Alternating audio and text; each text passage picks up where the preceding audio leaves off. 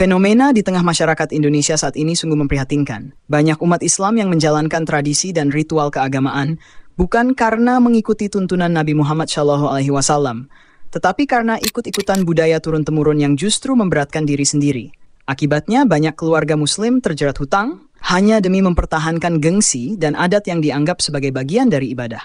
Padahal, dalam Islam, segala bentuk ibadah harus memiliki dasar dari Al-Quran dan Sunnah. Jika tidak, maka amalan itu tidak diterima. Sebagaimana sabda Rasulullah Shallallahu Alaihi Wasallam, barang siapa mengada-adakan dalam urusan kami ini sesuatu yang bukan darinya, maka ia tertolak. Pertama, tradisi hajatan pernikahan yang berlebihan. Banyak keluarga rela berhutang demi mengadakan pesta besar, menyewa tenda mewah, musik dangdut, dan konsumsi besar-besaran hanya demi menjaga nama baik di mata tetangga. Padahal Nabi mengajarkan walimah yang sederhana, penuh keberkahan, tanpa berlebih-lebihan. Islam tidak memerintahkan pesta besar, justru melarang mubazir dan menghamburkan harta. Kedua, tradisi akikah dan selamatan kelahiran yang dibuat ribet dan mahal. Banyak yang menambah ritual-ritual tambahan seperti acara tumpangan, doa bersama, bahkan bayar ustadz khusus untuk membaca doa-doa yang tidak ada dalilnya. Padahal, syariat akikah itu sederhana. Cukup menyembelih 2 kambing untuk anak laki-laki dan 1 kambing untuk anak perempuan, lalu dibagikan kepada yang membutuhkan. Tidak ada perintah untuk membuat acara besar apalagi sampai hutang demi gengsi.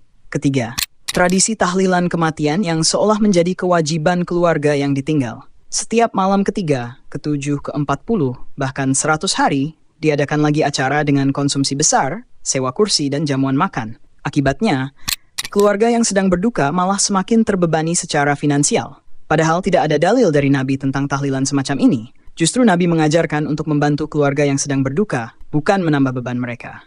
Keempat, tradisi haul dan maulid yang dirayakan berlebihan. Banyak masyarakat berlomba membuat panggung besar, mengundang penceramah, musik, dan acara makan-makan massal yang menghabiskan uang puluhan juta rupiah. Semua dilakukan dengan alasan cinta Nabi, padahal cinta sejati kepada Rasulullah bukan diukur dari pesta, tetapi dari ketaatan kepada sunnah beliau.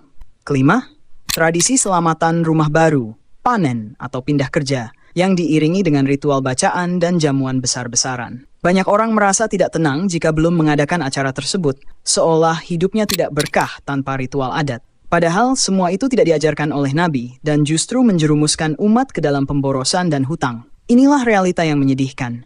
Umat Islam di Indonesia seringkali lebih takut dengan omongan tetangga daripada takut melanggar ajaran Allah. Mereka rela hutang demi acara adat, tapi enggan berinfak di jalan Allah. Mereka berani boros untuk tradisi, tapi pelit dalam menuntut ilmu agama. Padahal Islam datang untuk memudahkan, bukan mempersulit. Allah Subhanahu wa Ta'ala berfirman, Allah tidak membebani seseorang melainkan sesuai kesanggupannya. Maka semua bentuk ibadah yang membuat umat sengsara, tertekan, dan berhutang, jelas bukan bagian dari ajaran Islam yang murni. Sudah saatnya umat sadar dan kembali kepada ajaran Islam yang sederhana, sebagaimana dituntunkan oleh Nabi dan para sahabat. Islam tidak mengajarkan kemewahan dalam ibadah, tapi mengajarkan keikhlasan dan ketundukan kepada Allah. Mari tinggalkan tradisi yang memberatkan dan kembalilah kepada sunnah yang membawa keberkahan dan kemudahan hidup.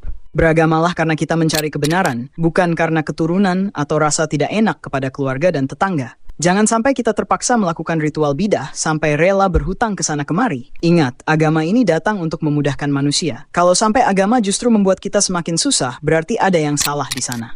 Demikian, semoga kalian tercerahkan. Like, komen, dan subscribe jika kalian suka. Wassalamualaikum warahmatullahi wabarakatuh.